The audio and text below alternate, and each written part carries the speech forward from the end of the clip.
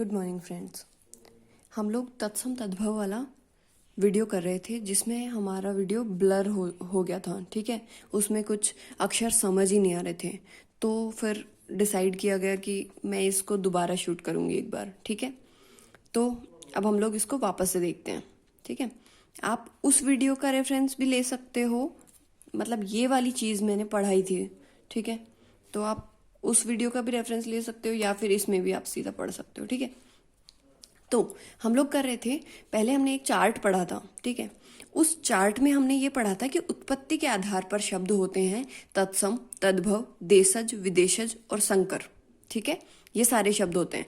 तो उसी सीरीज में हम आगे बढ़ते हुए तत्सम तद्भव शब्दों के बारे में डिटेल से पढ़ेंगे। ठीक है, तो तत्सम शब्द देखिए, सबसे पहले हम इसकी परिभाषा देखें तो तत्सम शब्द संस्कृत भाषा के वे शब्द जो हजारों सालों की यात्रा करने पर कोई परिवर्तन ना लाएं तथा अब हिंदी भाषा में जो कि त्यों प्रयुक्त हों।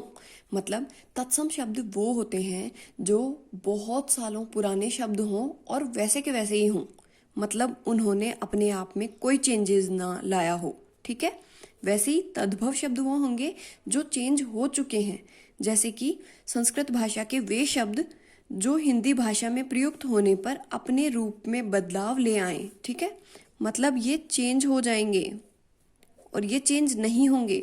ठीक है, आई बात समझ? तो तत्सम और तद्भव में अंतर ही ये है कि ये एक संस्कृत भाषा के शब्द हैं जिसमें कोई बदलाव नहीं आया है, बहुत सालों से उसमें वो एज इट इज यूज हो रहे हैं हमारे हिंदी भाषा में। ठीक है, और कुछ शब्द हैं जो हिंदी भाषा में आते ही उन्होंने अपना रूप परिवर्तित कर लिया है, वो कहलाते हैं तद्भव शब्द। ठीक है, अब देखो तत्सम शब्द का मेन मतलब क्या है। बहुत बच्चे कंफ्यूज होते हैं तत्सम तद्भव में, कौन सा तद्भव होता है कौन सा तत्सम होता है। देखो, तत् का मतलब होता है उसके। ठीक है, दो शब्दों से मिलकर बना हुआ है तत्सम। तत्सम में दो शब्दों से मिलकर बना हुआ है, तो तत् और सम, उसमें दोनों को हम तोड़ लेंगे। ठीक है, तत् का मतलब है उसके और सम मतलब समान। उसके यहाँ संस्कृत के लिए प्रयुक्त हुआ है, मतलब संस्कृत भाषा के लिए प्रयुक्त हुआ है। ठीक है, तो संस्कृत के समान जो शब्द हैं, ठीक है, मतलब संस्कृत भाषा के समान जो शब्द हैं वो तत्सम कहलाते हैं। वैसे ही तद्भव को दो में तोड़ा, तद प्लस में भव। ठीक है, तद का मतलब होता है उसके अनुसार या के अनुसार। ठीक है, भव मतलब संसार, मतलब संसार के अनुसार रूप परिवर्तित अगर कोई शब्द कर रहे हैं तो वो तद्भव शब्द कहलाते हैं। ठीक है, तद्भव शब्द कहलाएंगे। तो वैसे ही अगर हम लोग एग्जाम्पल देखें तो होगा, एग्जाम्पल देखो, आलस्य का आलस, जो भी शब्द हार्ड होता है बोलने में, अगर कोई शब्द हार्ड है तो वो ऑलमोस्ट तत्सम शब्द होगा। ठीक है, जैसे आलस्य और आलस में से बोलने में कौन सा हार्ड है? आलस्य। ठीक है, आई बात समझ? तो जो भी बूढ़े लोग होते हैं, बुजुर्ग लोग हैं, जैसे दादी अम्मा हैं, वो सारे के सारे लोग हमेशा आलस ये वाली चीजें बोलेंगे। ठीक है, उन्हें शुद्ध शब्द नहीं बोलना आता है, वो लोग शुद्ध शब्द बोलने में थोड़ा सा कठिनाई अनुभव करते हैं। ठीक है, तो हमेशा हम लोग इसको एक ट्रिक की तरह देख सकते हैं कि जो बूढ़े लोग बोलते हैं वो तद्भव शब्द होते हैं। ठीक है, जैसे अमावस्या को दादी अम्मा क्या बोलती हैं? अमावस। ठीक है, तो अमावस एक होगा तद्भव शब्द और अमावस्या होगा उसका तत्सम शब्द। मतलब जो टीचर्स यूज करते हैं पढ़ाते वक्त, जो एकदम शुद्ध बोलते हैं, वो शुद्धता लिए हुए जो शब्द होंगे वो होंगे तत्सम शब्द। और जो शब्द शुद्धता नहीं लिए हुए हैं और बहुत आसानी के लिए जिन्होंने अपना रूप परिवर्तित कर लिया है कि बोलने में आसान है, ठीक है, वो सारे के सारे शब्द होंगे तद्भव शब्द। तो इसी तरीके से आलस्य का हो जाएगा आलस। अनार्य, अनार्य मतलब होता है अनाड़ी। ठीक है, तो हमने अनाड़ी इसको बोलना सीख गए क्योंकि अनाड़ी बहुत आसान है अनार्य के कंपैरिजन में। ठीक है, ये चीज आई। जैसे वानर का हो जाता है बंदर। ठीक है, हम लोग जानते हैं बंदर।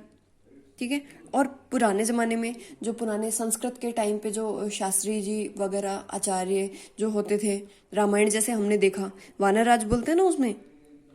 ठीक है, वानरराज सुग्रीव, है ना, तो वानर उसमें क्यों बोलते हैं? क्योंकि वो एक तत्सम शब्द है और शुद्धता, रामायण में हर चीज शुद्ध यूज की गई है। ठीक है।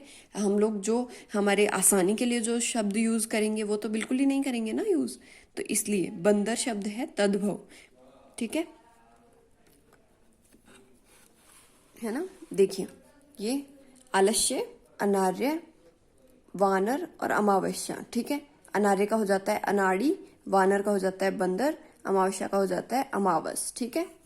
इसी तरीके से अगर हम लोग आगे बढ़ें हमारे इसमें तो और एग्जाम्पल्स देखते हैं। तो तत्सम और तद्भव, इस तरफ तत्सम शब्द लिखे हुए हैं, इस तरफ तद्भव शब्द लिखे हुए हैं। देखिए अमूल्य का हो जाता है अमोल। अमोल मतलब जिसका कोई मोल निर्धारित ना किया जा सके, ठीक है। देखिए जैसे अमोल, यहां है अनमोल शब्द या अमोल।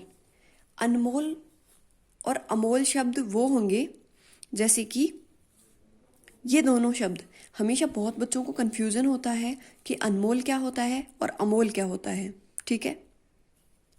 देखिए अमोल का मतलब होता है अमूल्य। अमूल्य मतलब जिसका कोई हम मूल्य निर्धारित नहीं कर सकते, ठीक है। पर अनमोल जो चीज है उसका कोई ना कोई मूल्य होगा, बस वो बहुत महंगी होगी वो चीज। अगर किसी चीज का आप बोल रहे हो कि अनमोल है, ठीक है, तो मतलब अगर अनमोल है तो उसका कोई ना कोई मूल्य जरूर होगा, बस वो एक थोड़ी महंगी होगी, इसलिए इसका अर्थ निकलता है बेशकीमती। जैसे कोहिनूर अगर हीरा है तो वो एक अनमोल है। अनमोल है मतलब उसकी कोई ना कोई वैल्यू जरूर है, ठीक है। उसका मूल्य हम निर्धारित कर सकते हैं, हालांकि वो बहुत बेशकीमती है, बहुत ज्यादा महंगा है, पर फिर भी उसका कोई ना कोई तो मोल निर्धारित किया जा सकता है, ठीक है। परंतु अमोल, अमोल उन चीजों के लिए यूज होगा जो भाव हैं, जैसे कि किसी के विचार हो गए, जैसे गांधी जी के विचार हम अगर देखें तो गांधी जी के विचार अमूल्य हैं, उनका हम मोल नहीं दे सकते। गांधी जी के जो विचार थे वो हैं और वो वैसे के वैसे ही, मतलब उनका हम कोई मोल निर्धारित नहीं कर सकते, ठीक है, इसलिए वो अमूल्य हैं। तो गाइज इसमें बहुत कंफ्यूजन होता है बच्चों को कि अनमोल और अमोल एक ही चीज है क्या? बिल्कुल नहीं है, एक चीज नहीं है। अनमोल चीज होती है जिसका मोल निर्धारित किया जा सकता है, परंतु बस वो एक बहुत महंगी चीज है, ठीक है।